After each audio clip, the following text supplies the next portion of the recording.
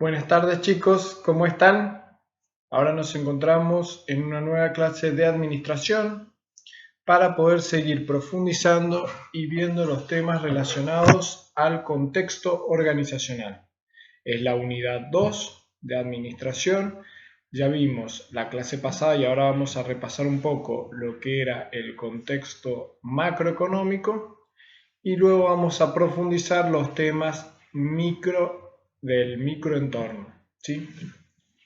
Este contexto global que ya habíamos definido como todas las fuerzas que intervienen y que pueden afectar a la organización, que están en su entorno y de una u otra manera influyen en la organización.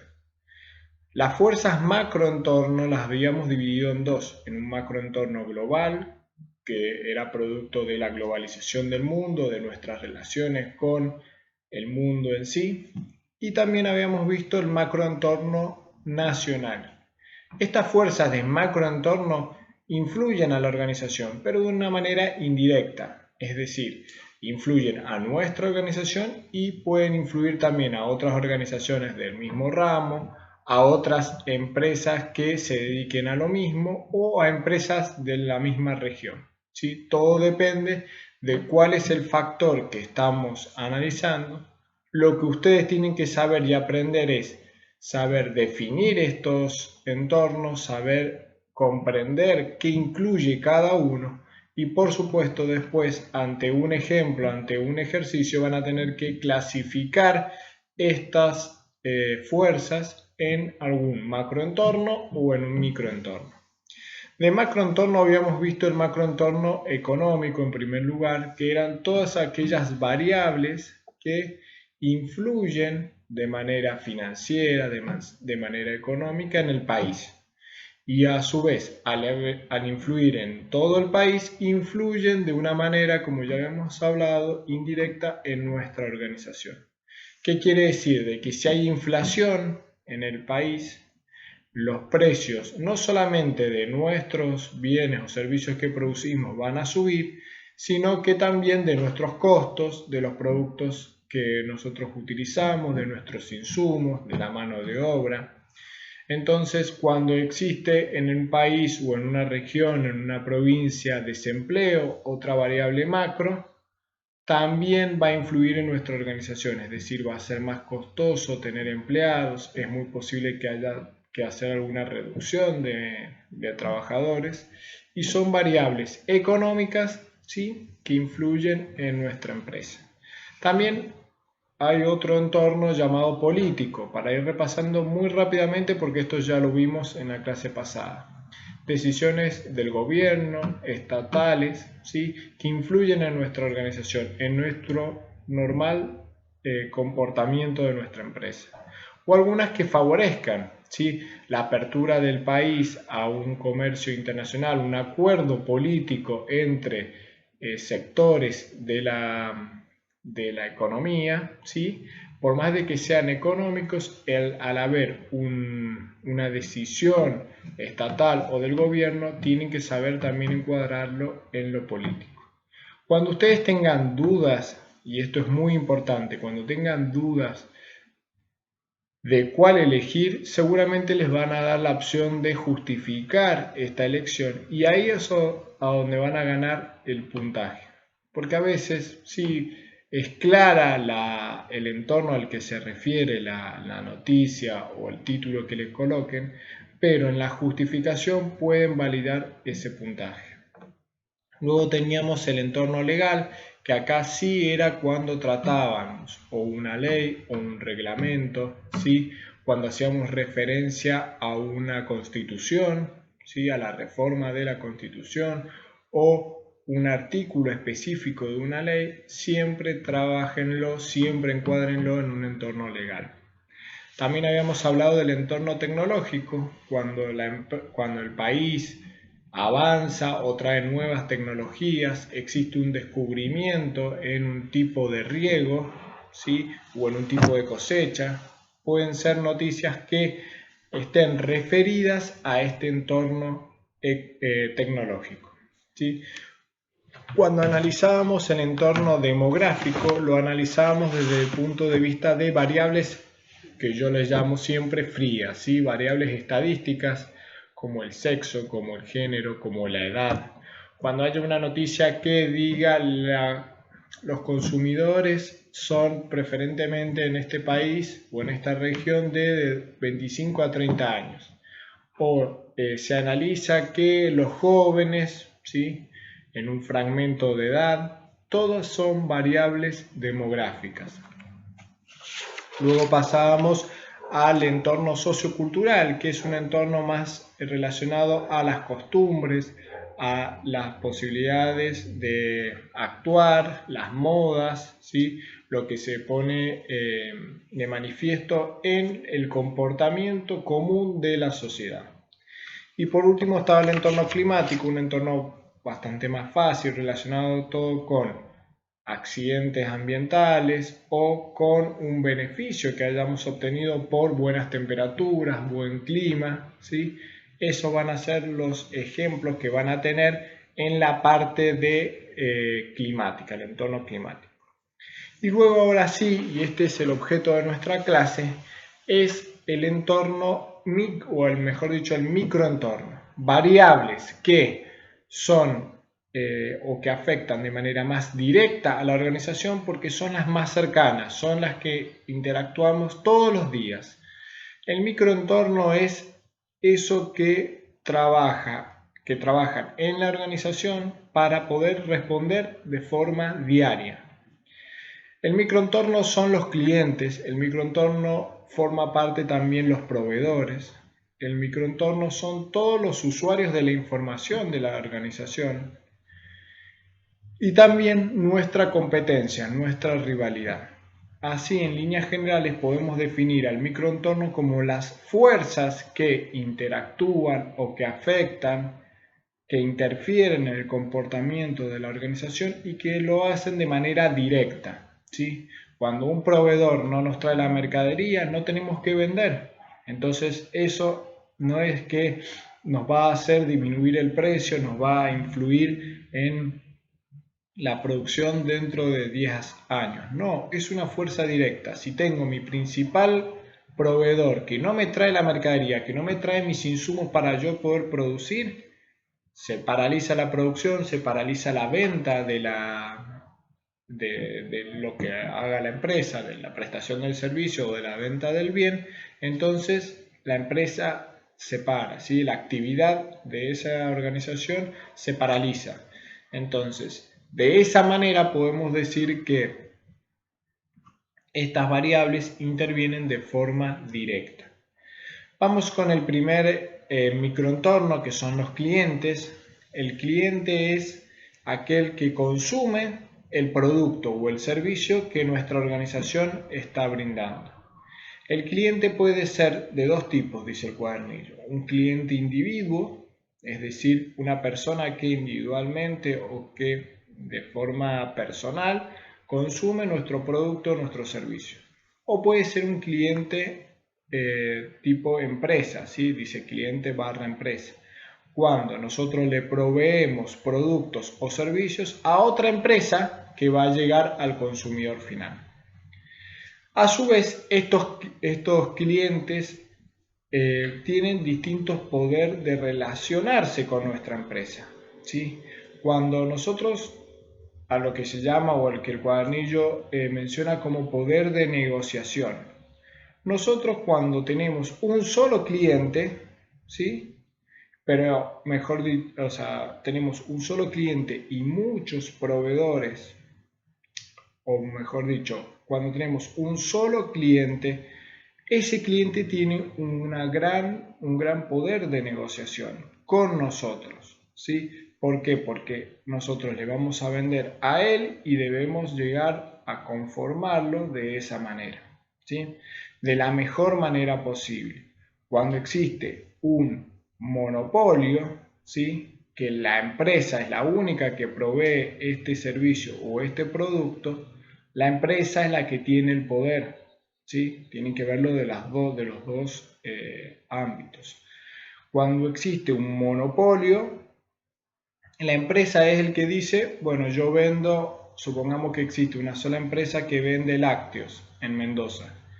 yo coloco el precio que yo quiero. ¿Sí? Existen regulaciones del gobierno, existen regulaciones de otros organismos que se dedican a que no exista abuso con los clientes, pero supongamos un monopolio puro establece el producto, establece el precio que ellos decidan, que la empresa decida. ¿Por qué?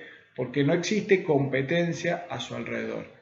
En ese caso, los clientes de esa empresa, de ese monopolio, tienen poco poder de negociación.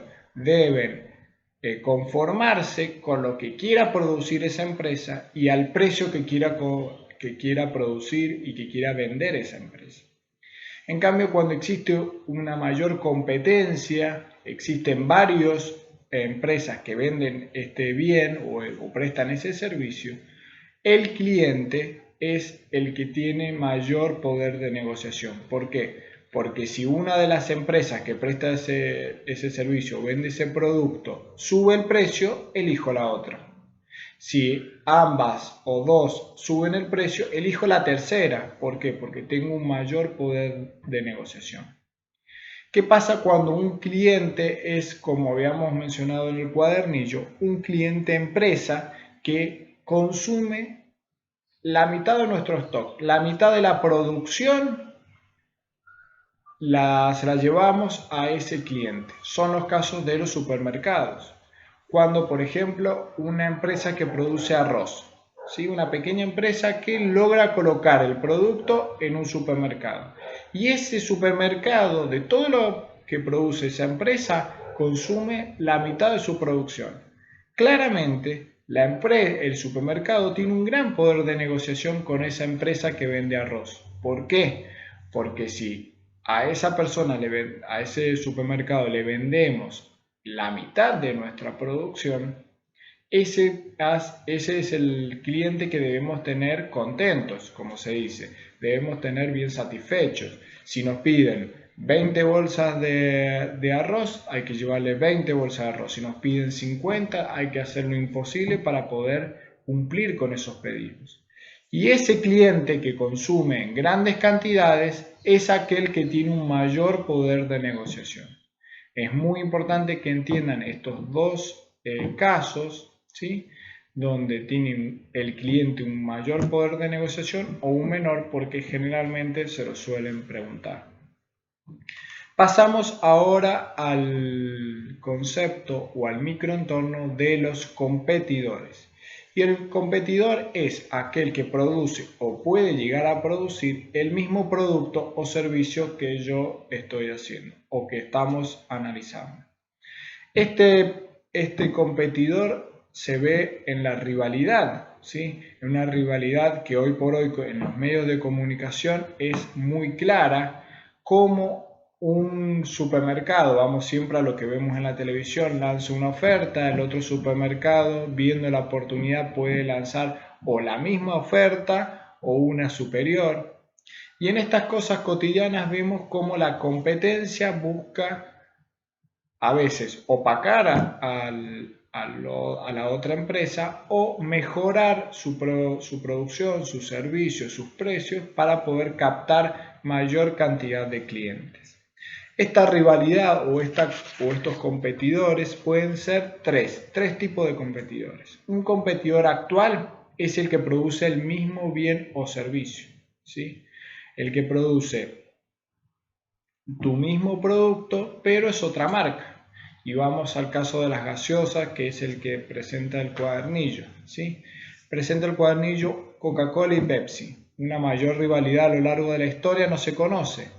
Adidas, Nike, sí, líderes en su segmento, líderes en sus productos y que buscan a través de una competencia sumamente feroz, ¿sí? A través de los medios de comunicación, de las ofertas, de los lugares donde están disponibles estas marcas, buscan lograr captar la mayor cantidad de clientes.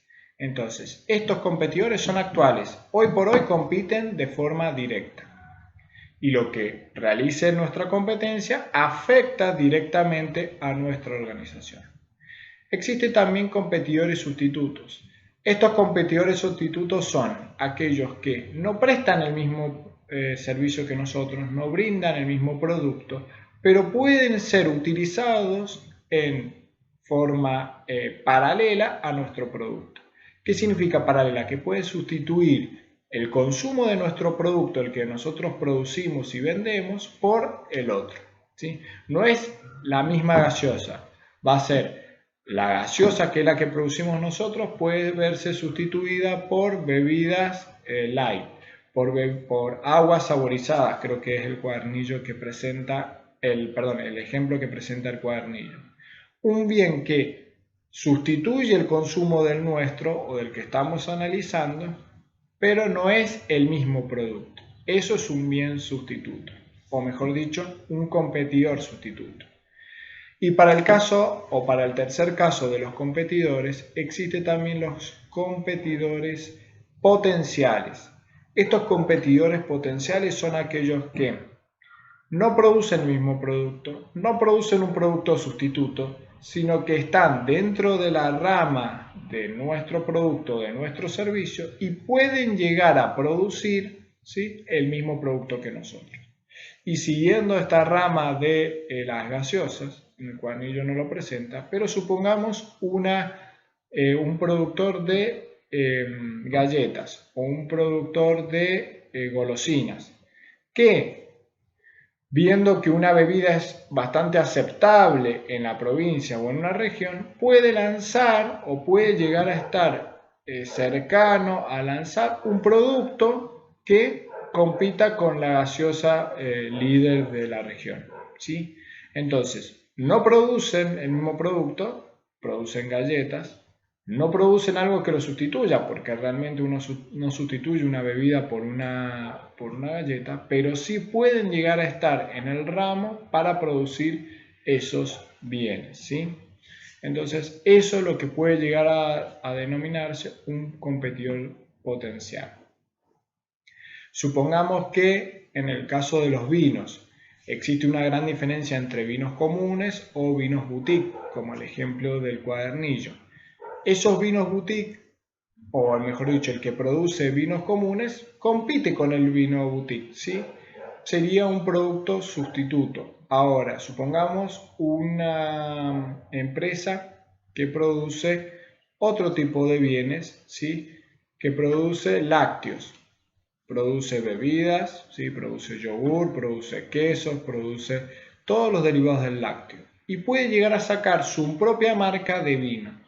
Ese es un competidor también potencial, siempre dentro del mismo ramo, pero que no es ni un producto actual, es decir, el mismo producto, o uno sustituto.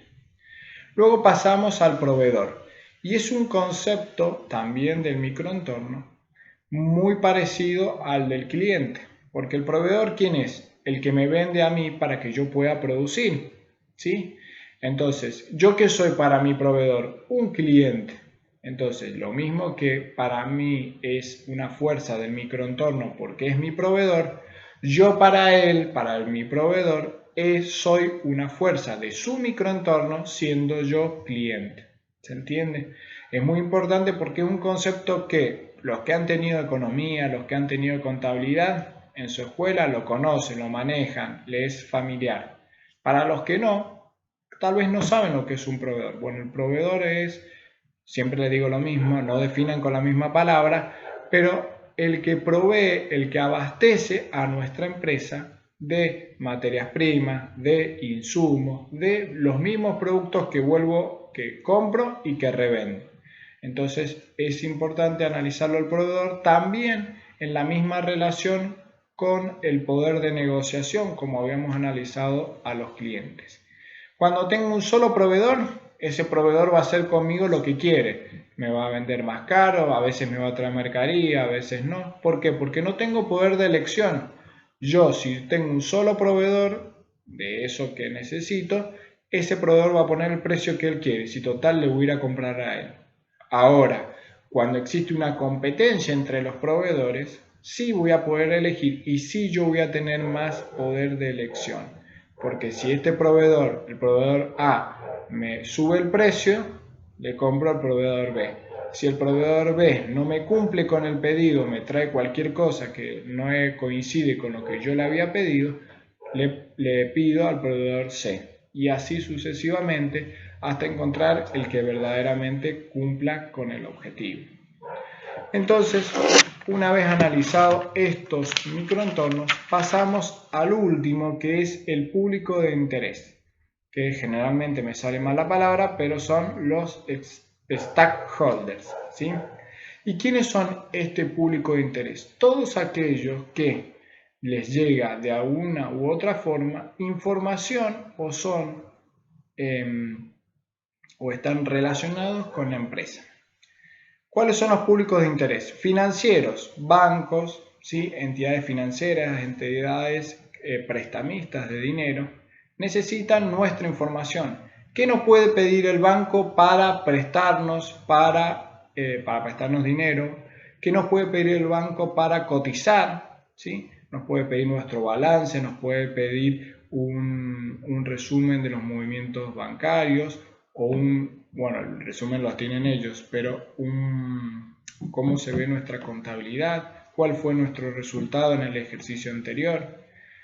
El público de interés financiero es el que generalmente se los van a preguntar. Medios de comunicación. Cuando existe una noticia donde la empresa nuestra contamina, el medio de comunicación va a ser el que lo pone en su portada, lo presenta en su noticiero, son públicos de interés o están interesados, están en relación con nuestra empresa. El gobierno también, cuando nosotros cumplimos la normativa que establece el gobierno, las habilitaciones municipales, los requerimientos de higiene, ¿sí? O en este caso ahora, en el caso de pandemia, cuando cumplimos que la empresa actúa para o vende a los DNI que corresponden en el día que corresponde. Entonces todas esas medidas que forman parte de un plan del gobierno también es un público de interés y también van a recibir información de la organización. Dice también públicos de acción ciudadana, como por ejemplo organizaciones que luchan con las empresas o luchan, siempre generalmente es controversia con la organización, por ejemplo, cuando surgió el tema de la minería en Mendoza.